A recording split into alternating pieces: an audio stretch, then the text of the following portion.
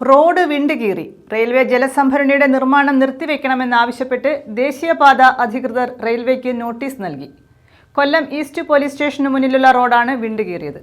ദേശീയപാതയോട് ചേർന്ന് ഭൂഗർഭ ജലസംഭരണി നിർമ്മിക്കുന്നതിന് റെയിൽവേ കുഴിയെടുത്തതാണ് റോഡ് വിണ്ടുകീറാൻ കാരണമെന്നാണ് ആക്ഷേപം. റോഡ് വിണ്ടുകീറിയതിനെ തുടർന്ന് റെയിൽവേ ജലസംഭരണിയുടെ നിർമ്മാണം നിർത്തിവെക്കണമെന്നാവശ്യപ്പെട്ടാണ് ദേശീയപാത അധികൃതർ റെയിൽവേക്ക് നോട്ടീസ് നൽകിയത്. നഗരമധ്യത്തിൽ ഈസ്റ്റ് പോലീസ് സ്റ്റേഷന് മുന്നിലുള്ള റോഡാണ് വിണ്ടുകീറിയത്. ദേശീയപാതയോട് ചേർന്ന് ഭൂഗർഭ ജലസംഭരണി നിർമ്മിക്കുന്നതിന് റെയിൽവേ കുഴിയെടുത്തതാണ് റോഡ് വിണ്ടുകീറാൻ കാരണമായത്.